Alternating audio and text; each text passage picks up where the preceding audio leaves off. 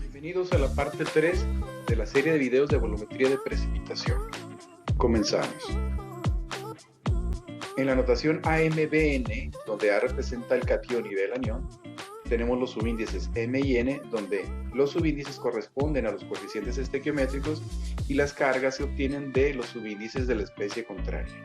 De tal manera que en la solubilidad expresamos el coeficiente estequiométrico por la solubilidad de cada ion, y a la hora de representar la expresión Kps nos queda que la concentración del catión se eleva a su coeficiente estequiométrico, en este caso concentración de A a la M por concentración de B a la M.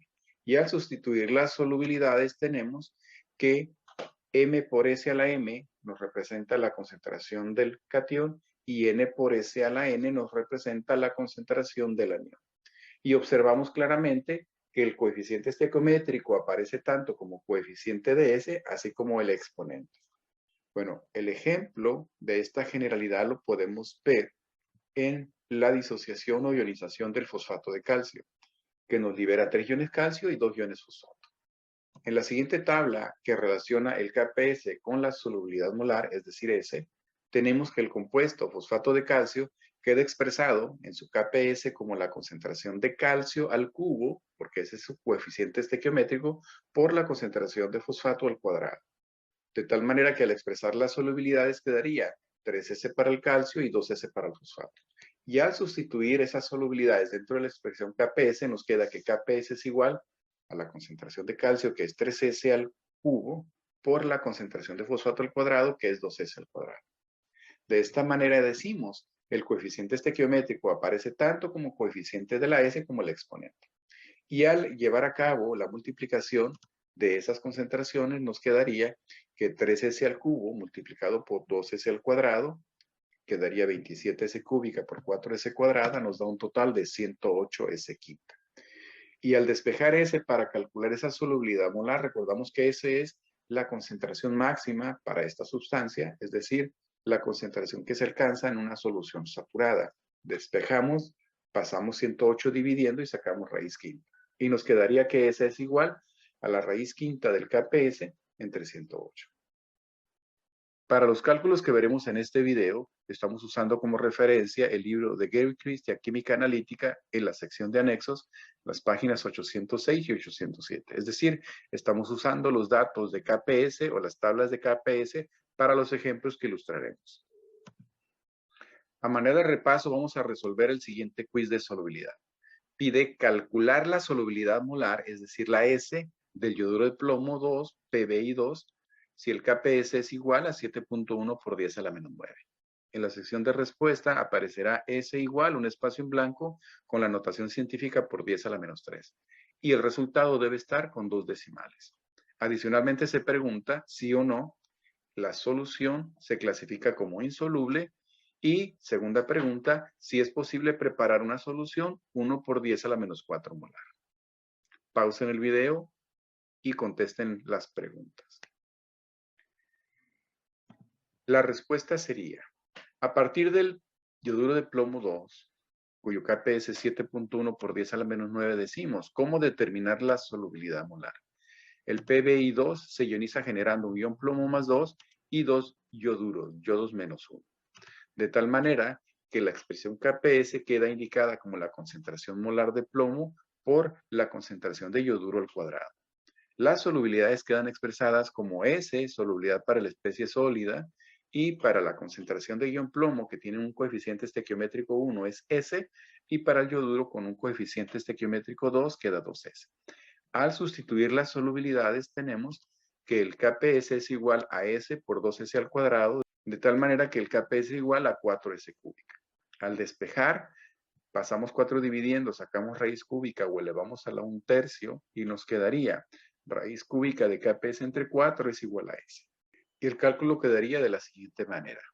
Abrimos paréntesis, colocamos el Kps, que es 7.1 exponente a la menos 9, lo dividimos entre 4 y eso lo elevamos a la 1/3, que equivale raíz cúbica.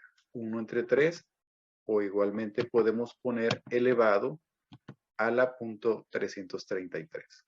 La respuesta es 1.21 por 10 a la menos 3. De esta manera comprobamos que la solubilidad molar es igual a 1.21 por 10 a la menos 3. O 0.00121. Partiendo de la clasificación de solubilidad que dice, una sustancia es soluble si la solubilidad es mayor que 0.1 molar, poco soluble si está en el rango de 0.1 a 0.001 molar e insoluble si la solubilidad es inferior a 0.001, decimos, esa sustancia cae en el rango central que está entre 0.1 y 0.001 y por lo tanto es poco soluble. Es decir, para la pregunta sí o no que dice, ¿esta solución se clasifica como insoluble? La respuesta es no. Esta solución es poco soluble. Igualmente, en la pregunta, ¿es posible preparar una solución 1 por 10 a la menos 4? La respuesta es sí. La máxima concentración o concentración saturada es la S, 0.00121 molar, y podemos preparar cualquier concentración por debajo de ese valor. En las reglas generales de solubilidad de compuestos inorgánicos, tenemos que los compuestos son solubles si tienen como anión al nitrato, NO3-1, si son sales del ácido clórico y hiperclórico, es decir, si tienen los aniones clorato y hiperclorato, si contienen como catión a un elemento del grupo 1 como el sodio, potasio, rubidio, cesio, incluyendo el amonio. En el caso de las sales de litio son insolubles. También son solubles si tienen cloruros, bromuros o ioduros como anión, incluyendo tiocianatos, excepto los de plata, talio, plomo y mercurio. Los sulfatos son solubles, salvo ciertas excepciones. Los nitritos y permanganatos son solubles, excepto el nitrito de plata, que es insoluble.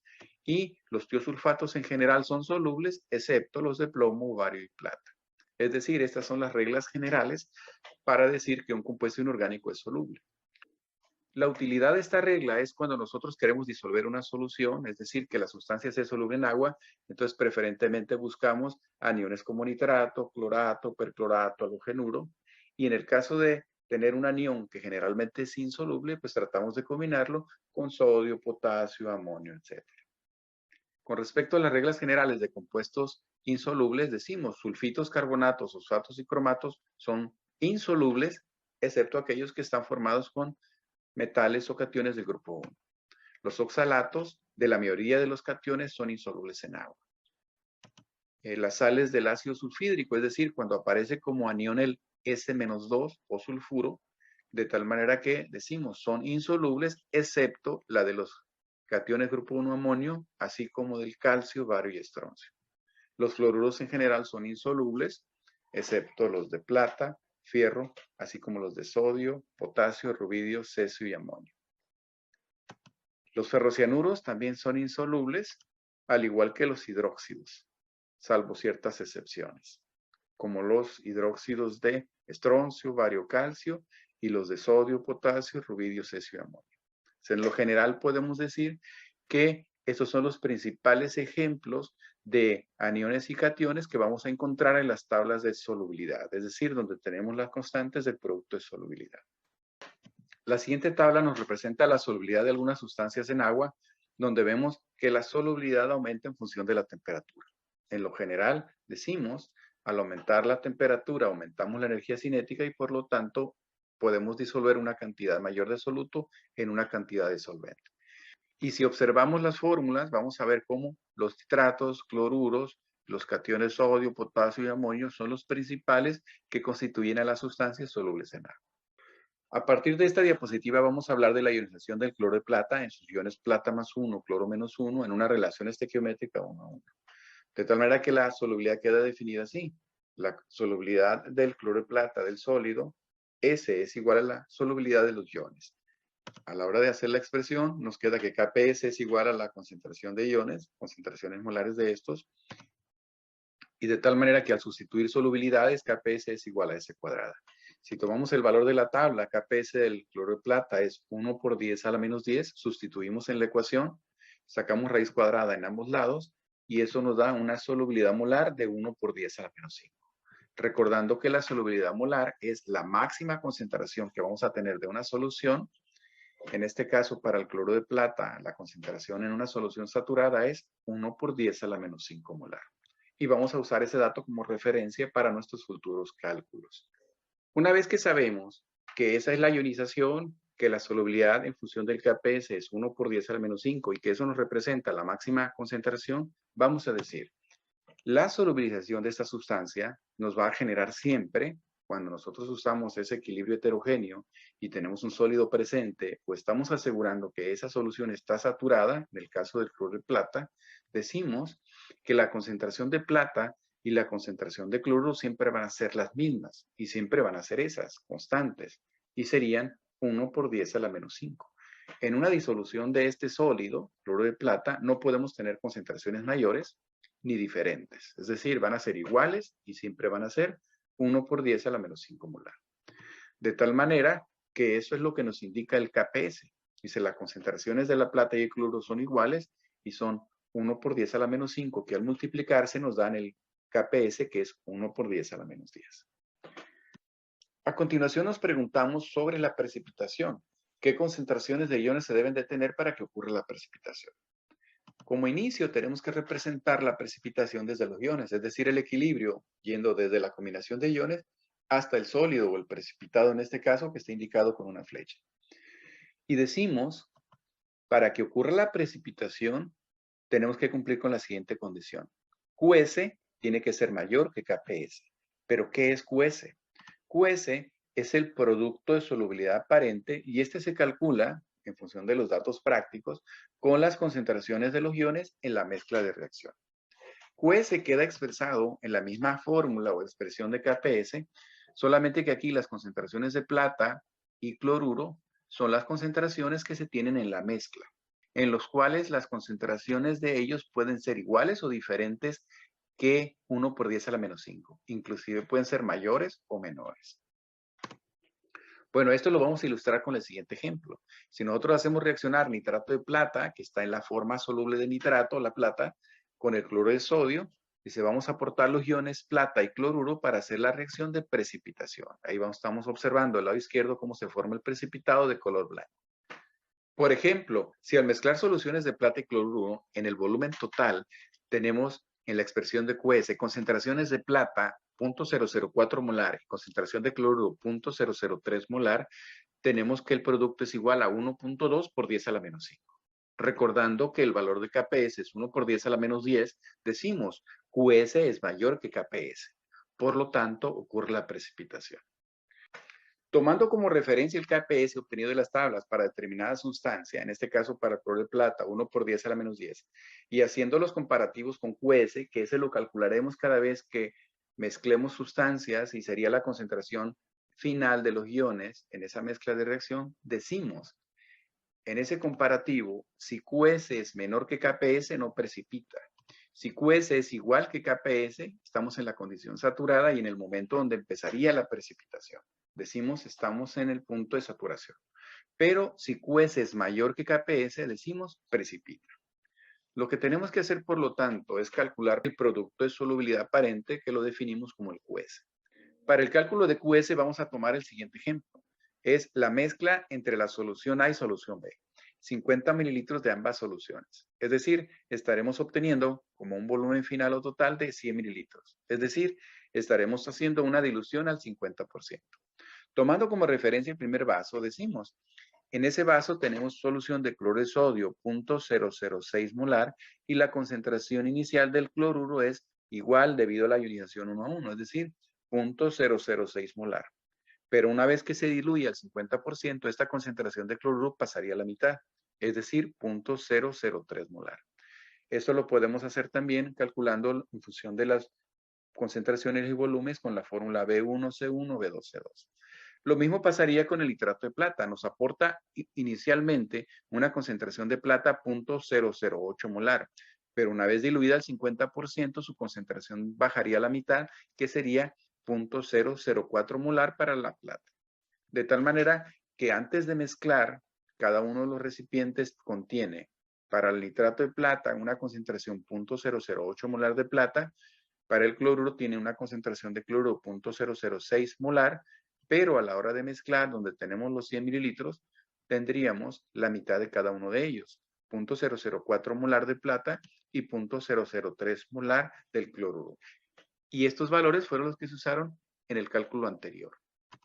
Bueno, en este caso, QS decimos, multiplicamos las concentraciones de los iones, pero ya en la mezcla de la reacción, donde la concentración molar de plata es 0.004, la concentración molar de cloruro es 0.003, y eso nos da el producto QS, es decir, el producto de solubilidad aparente de 1.2 por 10 a la menos 5. Al comparar los valores de QS y KPS, vemos que QS es 10 a la menos 5, mientras que KPS es 10 a la menos 10, es decir, es con varios órdenes de magnitud más grande QS. Por lo tanto, decimos, QS es mayor que KPS y por lo tanto ocurre la precipitación. Es decir, lo que vamos a hacer para estos cálculos es calcular las concentraciones de los iones de interés en la mezcla y a partir de ellos sustituirlos en la expresión de QS, que sería igual a la expresión de KPS, y al sustituirlos obtener el valor de QS y compararlo con el valor de la constante KPS. Y de esa manera determinar si ocurre o no la precipitación. Siguiendo con el ejemplo del cloruro de plata, decimos en la precipitación, ¿cuánto cloruro de plata se queda disuelto y cuánto en el precipitado?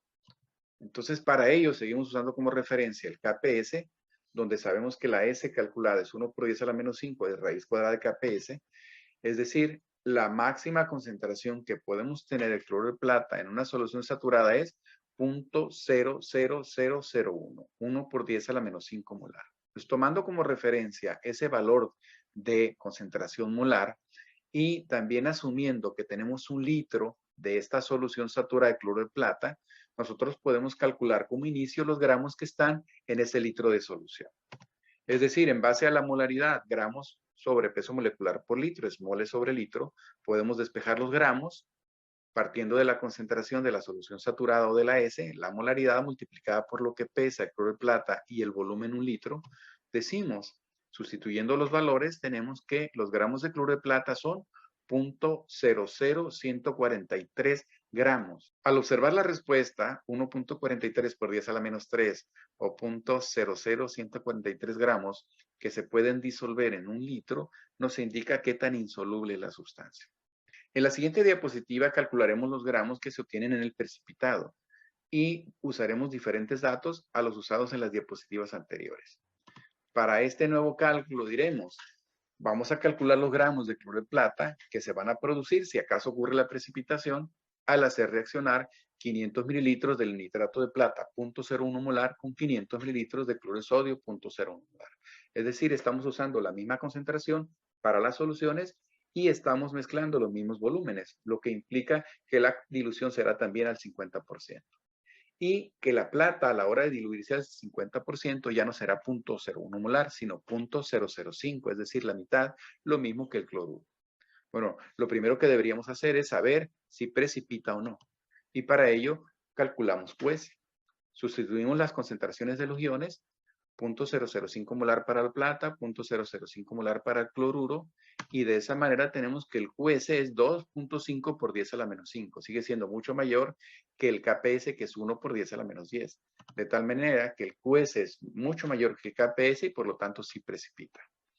Bueno, decimos, a la hora de expresar el equilibrio de la precipitación del cloruro de plata, decimos que vamos a representar la tabla de IRF en función de los moles que reaccionan para poder calcular los moles o gramos del cloruro de plata obtenido.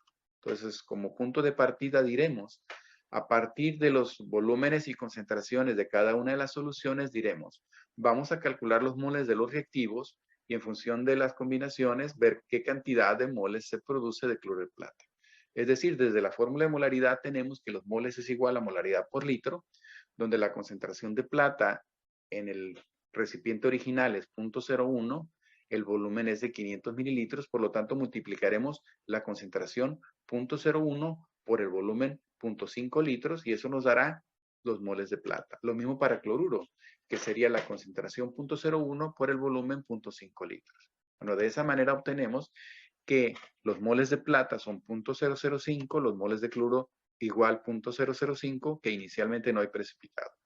Al mezclar esa cantidad, vamos a decir, ambos reactivos se terminan y nos generan la misma cantidad debido a la proporción de la relación estequiométrica, la misma cantidad de moles, 0.005 moles de cloruro de plata.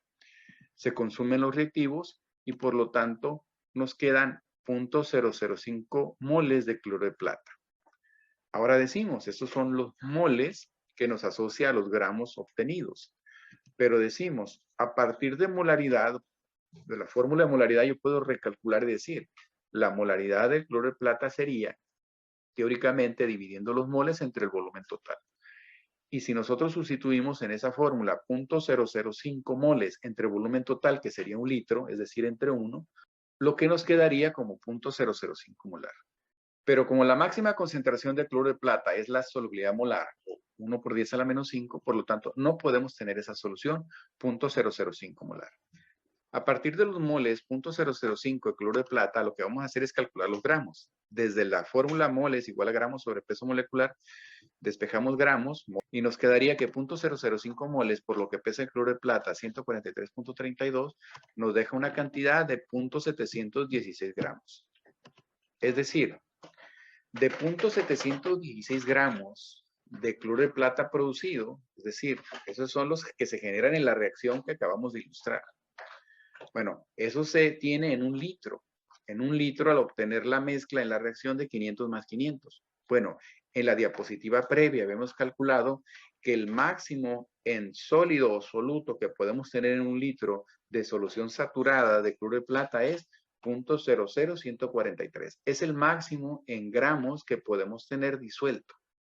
De tal manera que si nosotros restamos la cantidad de masa disuelta, lo que va a precipitar, por lo tanto, es la diferencia. 0.716, cantidad de gramos producido, menos lo que se va a solubilizar, 0.00143, nos quedarían en forma de precipitado 0.714 gramos. Y eso representa, si dividimos 0.714 entre 0.716%, nos representa el 99.97%. Prácticamente todo lo que se produce se precipita. Eso mismo lo podemos expresar de la siguiente manera. Decimos, es o equivale a que si tú en un matraz de 1 litro pones 0.716 gramos de cloro de plata, lo tratas de disolver con agua, lo aforas a 1 litro, lo disuelves lo más que puedas y entonces saturas la solución y en esa solución saturada, en función de lo que hemos calculado, decimos, lo máximo que vas a disolver es 0.00143 y el resto, lo que hayas agregado de más, eso va a permanecer sólido, es decir, como el precipitado. Por lo tanto, no importa si se forma como precipitado o tú haces la disolución del sólido, va a tener el mismo comportamiento. El máximo que puedes disolver es ese y el resto va a permanecer insoluble. Ahora hablaré del principio Le Chatelier, que dice, si un sistema en equilibrio es perturbado por un cambio de temperatura, presión o concentración, el sistema se desplazará en la dirección que contrarreste al mínimo dicha perturbación, lográndose un nuevo estado de equilibrio. Es decir, para nuestro caso de volumetría de precipitación o de solubilidad decimos, si nosotros hacemos cambios en concentraciones o hacemos adiciones de sólidos, en este caso decimos, una vez que el equilibrio se perturba, se buscará la manera de volverlo a lograr o volverlo a estabilizar y por lo tanto habrá un desplazamiento de ese equilibrio, ya sea a la derecha productos o a la izquierda reactivos. De manera general y para ilustrar este principio usaremos algunos ejemplos. Primero usando una reacción de especies gaseosas, nitrógeno, hidrógeno y amoníaco. Decimos, en un proceso reversible y exotérmico, tenemos que 1 mol de nitrógeno reacciona con 3 moles de hidrógeno para producir 2 moles de amoníaco y calor. La pregunta es, ¿qué ocurre cuando este sistema en equilibrio se ve alterado y aparece una tabla en la cual aparecen los estímulos? ¿Qué pasa cuando aumenta el nitrógeno o alguno de los reactivos? Principio Le Chatelier dice, si tú aumentas la concentración de una especie, el equilibrio se desplazará del lado contrario. Es decir, este es un reactivo, la reacción se desplazará hacia productos. Por tal motivo, dice desplazamiento de la reacción a la derecha, porque en la explicación, al aumentar un reactivo producto, la reacción se desplaza al lado contrario. En el segundo caso, decimos, ¿qué pasa si aumenta el producto, si aumenta su concentración? Ya está en equilibrio, pero tú lo perturbas aumentando la concentración de amoníaco. Entonces decimos, ahora el equilibrio se desplaza al lado contrario, que sería hacia la izquierda, porque estás aumentando la concentración del amoníaco. Bueno, entonces Eso pasaría si aumentas concentraciones. Ahora, el principio también dice, si tú disminuyes la concentración de un reactivo, la reacción se va a desplazar o el equilibrio se va a desplazar hacia ese mismo lado, hacia la izquierda, hacia reactivos. O si disminuyes la concentración de un producto, el equilibrio se desplaza hacia productos, es decir, de su mismo lado. Lo mismo funciona con el calor. Entonces, si disminuimos el calor, enfriamos o quitamos calor, entonces Le Chatelier dice, el desplazamiento sería hacia ese mismo lado porque estás disminuyendo, en este caso, el calor, pero equivale a disminuir un reactivo. Ahora, en este último caso, dice, aumentas el volumen. Estás alterando el equilibrio, aumentando el volumen. Principio Le Chatelier dice que la reacción o equilibrio se va a desplazar del lado donde haya una mayor cantidad de moles, que en este caso sería reactivos, puesto que tenemos un mol de nitrógeno y 3 de hidrógeno, 4 en total, mientras que en productos tenemos 2 moles. Por el principio de volumen molar, si el volumen que ocupa un mol de la sustancia, tenemos el doble en volumen en reactivos que en productos. Por tal motivo, si tú aumentas el volumen, el equilibrio se desplaza hacia la izquierda.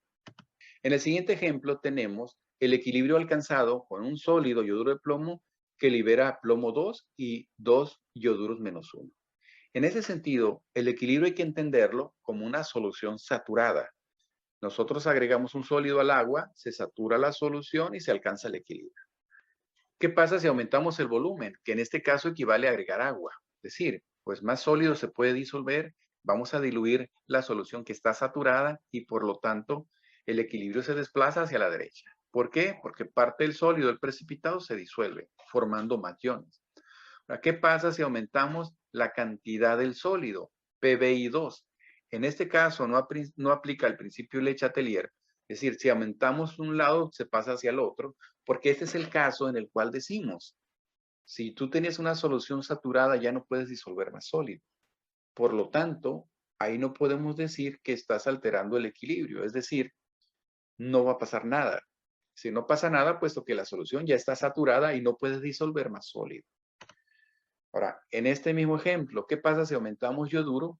Ahora sí, si tú tienes iones y tienes un máximo y agregas más, entonces lo que vas a favorecer es la formación del precipitado y por lo tanto el desplazamiento es hacia la izquierda. ¿Por qué? Porque al aumentar los iones estás agregando un ion común o lo que equivale a decir vas a tener un QS mayor que KPS y por lo tanto el equilibrio se desplaza al lado donde va a formar precipitado. Entonces, ¿qué pasa si aumenta el calor, pero este proceso no es exotérmico? Decimos, pues en teoría nada porque no implica temperatura, pero en la generalidad de solubilización decimos, si nosotros aumentamos la temperatura, aumenta la solubilidad de las sustancias. Por lo tanto, hay que entender este como un principio general donde a mayor temperatura, mayor solubilidad del soluto. En términos generales decimos, tenemos equilibrios dinámicos donde formamos iones, formamos sólido, equilibrios heterogéneos donde tenemos la presencia de un sólido con una solución saturada. Podemos estudiar el proceso de manera directa desde la disolución de los iones a partir del sólido o de la precipitación si estos iones se unen para formar el precipitado. De tal manera que estaremos usando este tipo de lenguajes para hablar de lo que ocurre en la precipitación. Cuando hablamos del ion común o el efecto del ion común decimos, a manera ilustrativa tenemos una solución saturada que tiene plomo y yodo, el yodo de plomo, pero decimos intencionalmente tú le agregas una solución que tiene también ioduros, como es el yoduro de potasio. Como tienes la solución ya saturada con el máximo posible de plomo y yodo, si tú incorporas más yoduro, que es el ion común, el que tienen ambas disociaciones, por lo tanto estarías rebasando la concentración y formarías precipitado. Es decir, cuando tú hablas de la solubilidad, decimos la solubilidad del yoduro de plomo, que son los datos que aparecen en la parte inferior, del yoduro de plomo en agua, es de 1.2 por 10 a la menos 3. Pero si esta solución la preparas, no en agua, sino en 0.1 molar de yoduro de potasio, una solución que en sí ya tiene yoduros, entonces la solubilidad del yoduro de plomo va a ser menor, es decir, vas a poder disolver menos, porque la solubilidad bajo esa condición sería 7.1 por 10 a la menos 7 molar. Esto equivale a decir en el concepto general de QS que si tú aumentas la concentración de uno de los iones, por lo tanto QS va a ser mayor que KPS y por lo tanto habría precipitación. Y podemos calcular cuánta precipitación. O visto desde el enfoque de Le Chatelier, decimos que si tú aumentas la concentración de uno de los productos, que en este caso sería yoduro, entonces el equilibrio se desplaza hacia la izquierda formando más precipitado. Bueno, esto lo veremos con más detalle en alguno de los problemas. Para el efecto del pH, usando también como punto de comparación el principio de Le-Chatelier, decimos, si el hidróxido de magnesio nos genera un ion magnesio, dos iones hidroxilo, que decimos son los iones disueltos, por eso AQ, que están en medio acuoso, decimos, ¿qué pasa si tú el pH lo disminuyes? Es decir, si lo haces más ácido. Entonces, ¿qué va a pasar si tú agregas ácido a una solución saturada de hidróxido de magnesio? Entonces, lo que vas a hacer es hacer reacción con el OH, es decir, disminuir su concentración. Y según el principio Le-Chatelier dice, si tú disminuyes la concentración de una de las especies, el equilibrio se desplaza hacia ese mismo lado, es decir, hacia productos. Y eso equivaldría a decir que se va a disolver más hidróxido de magnesio. O sea, el hidróxido de magnesio estaría pasando hacia productos generando más iones. Por eso dice, si el pH se hace más ácido, la concentración de OH se hace menor, por lo tanto el equilibrio se desplaza hacia el lado derecho donde está disminuyendo la especie OH y por lo tanto aumenta la solubilidad del hidróxido de magnesio. Este efecto ocurre en todas las sales cuyo anión presente es de carácter básico. Lo mismo que cuando tenemos el fluoruro de calcio. Tienes el calcio y el fluoruro, y si el fluoruro es la base y tú agregas hidrógeno o protones, entonces estarías formando el ácido fluorhídrico y por lo tanto asumes mayor solubilidad del fluoruro de calcio. En conclusión, decimos, la solubilidad de las sales que contienen aniones básicos aumenta conforme el pH disminuye. A partir de esta diapositiva hablaré de los dos principales métodos argentométricos para determinar cloruros. Ellos son el método de Mohr y el método de Volcker, que tienen en común que utilizan al nitrato de plata como agente titulante. Como vemos en la imagen, en la bureta estaría el nitrato de plata y en el matraz la muestra del problema que contiene el cloruro. Hablaremos a detalle la diferencia de estos métodos. Del método de Mohr dice, el cloruro que pretendemos cuantificar en una muestra problema dice, se titula con una solución estándar de nitrato de plata, que estaría en la bureta, se usa cromato de sodio como indicador, lo que produce una solución amarilla. Al iniciar la precipitación del cloruro en su forma de cloruro de plata, la solución se torna blanco lechoso, pero al tener como fondo el indicador amarillo, pues observaríamos un tono amarillo. Cuando todo el cloruro reacciona, es decir, cuando los moles de cloruro se han consumido, la plata reacciona ahora con el cromato generando un color rojo, que en el contexto de tener la turbidez blanca se observaría como un precipitado de color pardo rojizo. Las reacciones de interés son las siguientes. La reacción de titulación en base a la cual hacemos los cálculos que dice la plata del agente titulante nitrato de plata reacciona con el cloruro de la muestra problema para formar el precipitado de cloruro de plata.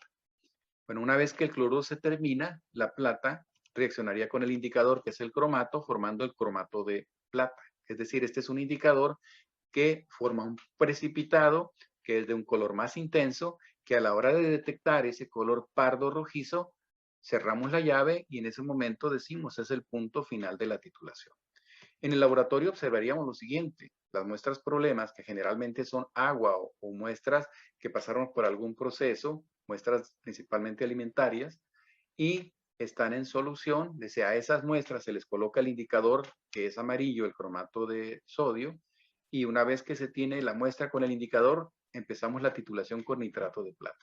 Y lo que observamos en la flecha verde es un líquido lechoso. Dada la formación del precipitado de cloruro de plata, que es blanco, entonces el contenido del matraz se torna lechoso, con un fondo amarillo. Pero una vez que el cloruro se termina, decimos, la plata reacciona con el cromato generando un color pardo. Entonces, si nosotros seguimos agregando plata, vamos a ver claramente cómo ese pardo se hace cada vez más intenso. Entonces, este sería el principio o las reacciones importantes del método. Pues para ello vamos a ver un video para describir paso a paso lo que ocurre. Entonces aquí vemos la determinación de cloruros por el método de Mohr. Vemos la reacción de precipitación donde el ion plata reacciona con el cloruro para formar el cloruro de plata. Ahí tenemos el ejemplo de una muestra de agua que contiene cloruros. Se le agrega unas gotitas del indicador, lo que pinta de color amarillo nuestra muestra problema. Bueno, una vez que tenemos lista la muestra problema, vamos a utilizar el nitrato de plata como el agente titulante. Es una solución estandarizada de este compuesto, es decir, que es preparada exactamente y que a su vez vamos a introducir en la bureta. Esa solución de concentración conocida que la agregamos en la bureta, en este caso estamos observando cómo con la ayuda de un embudo se llena la bureta, se enrasa a cero, es decir, se persigue que el menisco, la base del menisco, esté en el cero. Bueno, desde ahí empieza la titulación del cloruro con la plata. Y observamos cómo al reaccionar la plata con el cloruro de la muestra, la solución se torna lechosa debido a la formación del precipitado de cloruro de plata. Entonces, se está formando precipitado y la manera de saber hasta qué punto se forma todo el precipitado de cloruro de plata es en este momento. Cuando se consume el cloruro, la plata reacciona con el cromato. Y en ese momento, cuando vemos el cambio del amarillo lechoso al pardo rojizo, entonces tomamos la lectura del gasto y de esta manera realizamos el cálculo para cuantificar los cloruros. Bueno, básicamente ese es el método Moore, es un proceso sencillo. Ahora hay ciertas especificaciones con respecto al método que dicen, la titulación con el método Moore se realiza o se debe realizar a un pH alrededor de 8. Porque si la solución, nuestra muestra problema, es demasiado ácida, por ejemplo pHs menores que 6, el indicador está presente como cromato ácido y será necesaria más plata para formar el precipitado que nos da el punto final. Caso contrario, si el pH es muy elevado, la plata puede precipitar en la forma de hidróxido de plata. Es decir, no estaría reaccionando estequiométricamente con el cloruro ni con el cromato. De esa manera decimos, tenemos que ajustar el pH alrededor de 8, en un rango deseable de 7 a 10, pero preferentemente próximo a 8. Bueno, decimos que las reacciones que estamos ilustrando es, la plata primero reacciona con el cloruro y después con el cromato. Pero la pregunta sería, ¿por qué primero reacciona con el cloruro y no con el cromato? La explicación es, primero se formará el precipitado que es más estable. ¿Y cuál precipitado es más estable? ¿La de la reacción de cuantificación o la de la reacción del indicador? Pues se va a formar aquel precipitado cuya solubilidad sea menor, lo cual significa que es más insoluble y por lo tanto se forma primero. Entonces lo que vamos a hacer ahorita es, para entender por qué se forma primero el cloruro de plata antes que el cromato de plata, decimos, en función del Kps, que es igual a S cuadrada para el cloruro de plata, la solubilidad es 1 por 10 a la menos 5. Pero en el caso del cromato de plata, cuyo Kps es 1.1 por 10 a la menos 12, y en la expresión Kps es 4S cúbica, la solubilidad es 6.5 por 10 a la menos 5. Es decir, es más soluble, es 6.5 veces más soluble. Y es por eso que primero se forma el precipitado del cloruro de plata.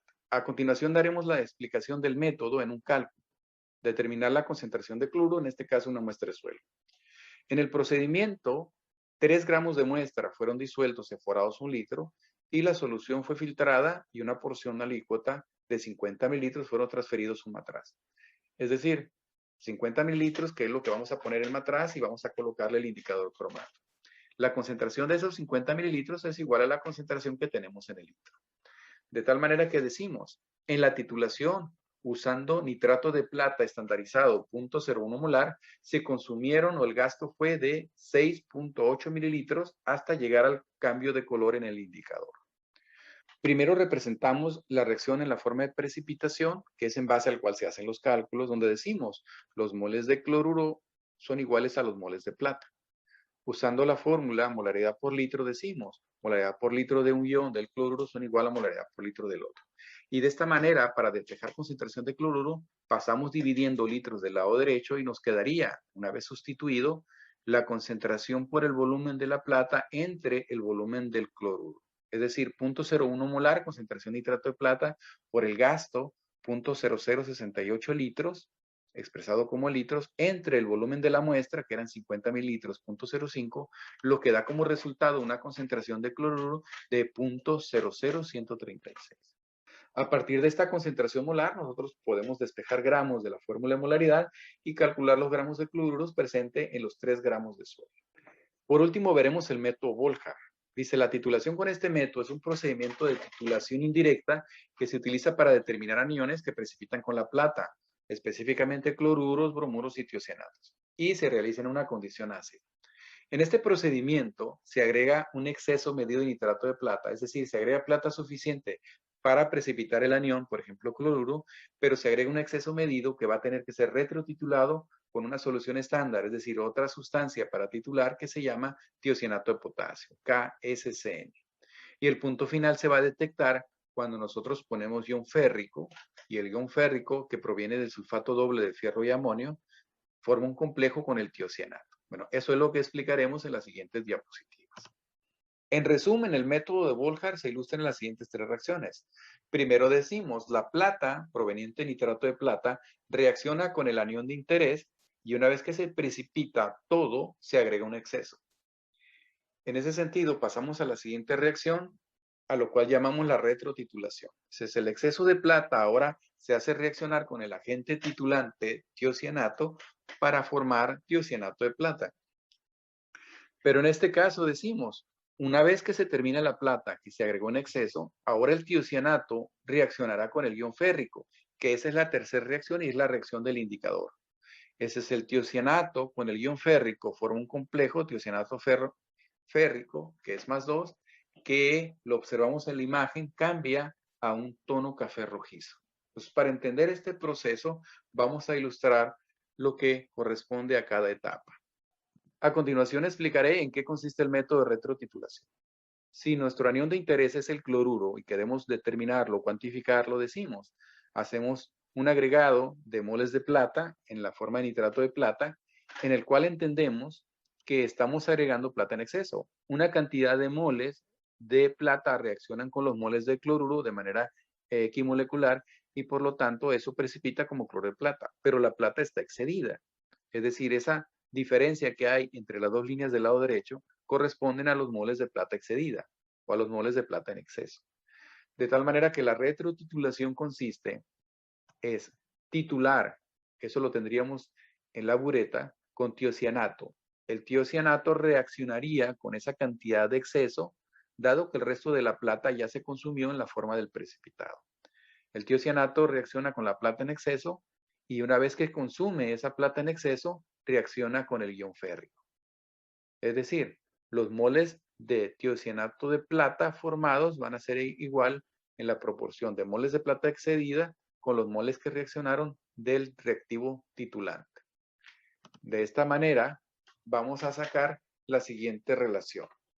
Decimos, los moles de plata, que equivalen a la flecha verde, son iguales a la sumatoria de los moles de cloruro más los moles de tiocianato.